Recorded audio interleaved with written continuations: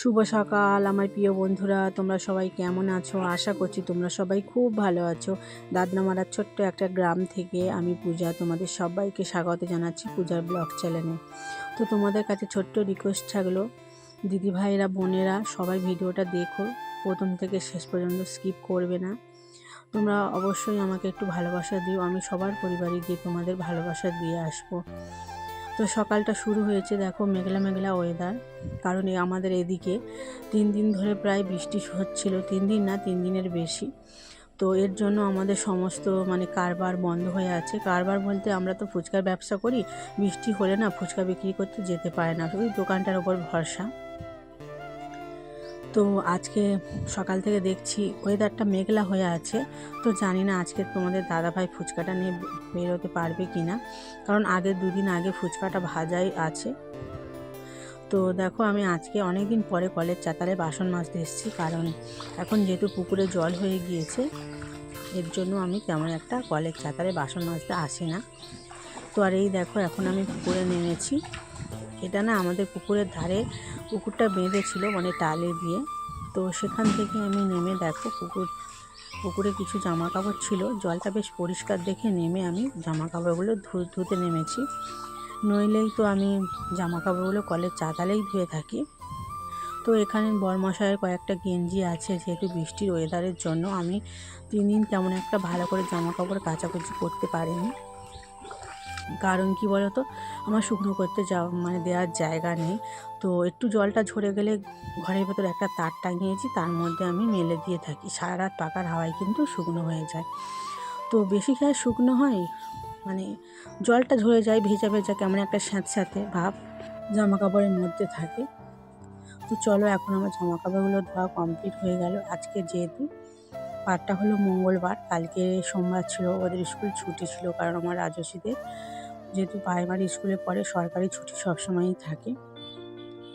তো আজকে মেয়েকে স্কুলে পাঠাও, মেয়ে এখনও ঘুম থেকে ওঠেনি, প্রায় অনেক সকালবেলা ঘুম থেকে উঠেছি, উঠে ঘরের কাজকর্ম গুছিয়ে নিয়ে হাঁটতে গিয়েছিলাম। তো ফিরে এসে দেখো জামা কাপড়গুলো কেচে নিলাম, নিয়ে দেখো তারে মেলে দিচ্ছি। এই তারে মেলছি হচ্ছে যেখানে আমরা থাকি রাস্তার ধারে, তো ওখানে আমি জামা কাপড়গুলো মেলছি। কিছুদিন ধরে কিন্তু এখানে জামা কাপড়গুলো মেলছিলাম না, আমাদের ওই বাড়ির ভেতরে জামা কাপড়গুলো মেলতাম, যেহেতু এখন ওই যে রাস্তাটায় প্রচণ্ড কাদা, এর জন্য আমি এখন থেকে এই তারের মধ্যে জামা কাপড়টা মেলছি। আর এই যে বাঁশটা দেখতে পাচ্ছ, বাঁশটা দিয়ে না তারটা ঠেকা দিয়ে সামনের দিকে তারটা না সরিয়ে দিয়েছি ওই বাঁশটার সাহায্যে, তো এর জন্য বেশ ভালোভাবে জামা কাপড়গুলো দেওয়া হয়ে যাচ্ছে। প্রায় অনেকগুলো জামা কাপড় ধুয়েছি, রাজস্বীর কয়েকটা, তোমাদের দাদাভাইয়ের কয়েকটা জামা কাপড়। তো চলো জামা কাপড়গুলো তো মেলা হয়ে গেল। তো আমার জানো তো আজকে একটা কি ঘটেছিল, যখন আমি ফোনটা জামা কাপড় মেলছিলাম, ফোনটাতে ভিডিও করছিলাম, তো আমি জামা কাপড়গুলো মেলে না একদম ঘরে চলে এসেছিলাম, মনেই ছিল না যে ফোনটা বাইরেই ছিল। তো তারপর যখন আমি ব্রাশ করতে গিয়েছি তখন দেখলাম ফোনটা, নইলে তো রাস্তার ধারে কেউ ফোনটা নিয়ে চলে যেত, আমি কিন্তু বুঝতেই পারতাম না। তো একটা অঘটন ঘটেছে, তো জানি না এই কদিন ধরে আমাদের সাথে যে কোনো না যে কোনো একটা অঘটন ঘটেই চলেছে। তো যাই হোক, তারপর দেখো ঘরের ভেতরে এসে মাথাটা আঁচড়াচ্ছি, কারণ 2 দিন আগে মাথায় শ্যাম্পু করেছিলাম, ঠিকমতো তেল মাখার সময় পাইনি।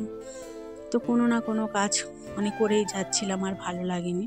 তো এখন দেখো আমি তক্তার নিচটার ভেতর আমি কিন্তু ঢুকতে পারছি না, তো যেহেতু কিছু জিনিসপত্র আছে আর ভালো করে পরিষ্কার করে নিচ্ছি। সবসময় তো তক্তার নিচটা পরিষ্কার করা হয় না, রাস্তা ধারে ঘরের জন্য না প্রচণ্ড ধুলোবালি সবসময় থাকে, 2-1 দিন ছাড়া ছাড়া তক্তার নিচটা পরিষ্কার করে থাকি। আর আমাদের তক্তায় দেখো কোনো ইট বা একটু উঁচু করা নেই, তো এর জন্য আমি ঢুকতে পারি না। আর কোনো জিনিস যদি তক্তার নিচে পড়ে যায়, তো আমার রাজস্বীকে তক্তার নিচে ঢুকিয়ে তারপর বের করতে হয়। এখানে দেখো পাখিরা চলে এসছে খাবার খাওয়ার জন্য, ওদেরকে দেখো ঝুড়ি ভাজা দিয়ে দিয়েছে। আর মেয়ে ঘুম থেকে ওঠার পরে ওকে আমি একটু কতিলা আর বাতাসা ভিজানো জল খেতে দিয়েছি। তারপর দেখো ঠাকুরের সকালবেলা খেতে দেওয়া হয়ে গিয়েছে, ঠাকুরকে পুজো করা হয়ে গিয়েছে, এটা বড়মশাইয়ের কাজ। তো আজকে দিয়েছি বাতাসা আর আঁশফল। আর এই হচ্ছে ঠাকুর আমাদের লক্ষ্মীনারায়ণ। যখন আমি ঘরটা প্রথম পুজো করেছিলাম, এই ঠাকুরটা প্রথম আমার ঘরে কিন্তু এনেছিলাম। তো চলো পুজো দেওয়া কমপ্লিট হয়ে গিয়েছে, এখন এবার রান্নাবান্না। তো রান্না বলতে ঝিঙেগুলো দেখো শুকনো হয়ে যাচ্ছে। তো আর ঝিঙে যেহেতু বাড়িতে মাছ নেই, তো ভেবেছি ঝিঙে আলু পোস্তর তরকারি বানাবো। তো তার জন্য দেখো ঝিঙেটা ভালো করে কেটে নিচ্ছি। তো ঝিঙেগুলো আজকে যদি রেখে দিতাম তো কালকে একদম শুকনো হয়ে যেত, আর ভালো লাগতো না খেতে। আর তাই ঝিঙেগুলো কাটছিলাম, ভেতরে না কেমন একটা দানা দানা ভাব মতো হয়ে গিয়েছে। তো ঝিঙে বেশ কচি হলে তারপরে কিন্তু পোস্তর তরকারি বেশ ভালো লাগে। কালকের একটা পোস্ত আনা হয়েছে, তো আমার এই ঝিঙে পোস্তর তরকারি বেশ ভালো লাগে গরম গরম ভাতের সাথে। বড়মশাই কিন্তু খেতে চায় না, পোস্ত আলু ভাজাটা বেশ পছন্দ করে, কিন্তু ঝিঙে পোস্তর তরকারিটা খেতে চায় না, জানি না কেন।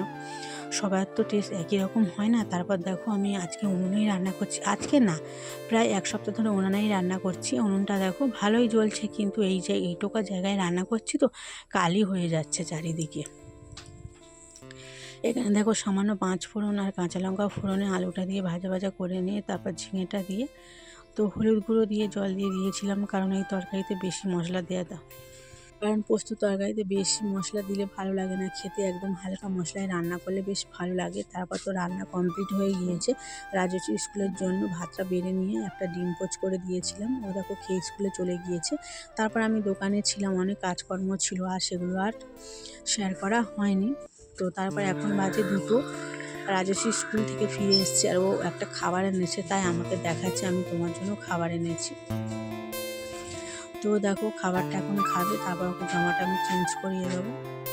আমার রাজস্বী যখন স্কুল থেকে আসে তখন আমার জন্য না কোনো খাবার হাতে করে নিয়ে এসে আগে আমাকে দেবে, তারপরে কিন্তু খাবে। তো দেখো তারপরে সবাই দাদাভাইয়ের চান করে চলে এসছে। এখন দেখো দুপুরে সবার খাবারটা বেড়ে নিয়েছি, গরম গরম ডিম ভেজে নিয়েছি এখন একটা করে, আর দেখো পোস্ত আলুর তরকারি।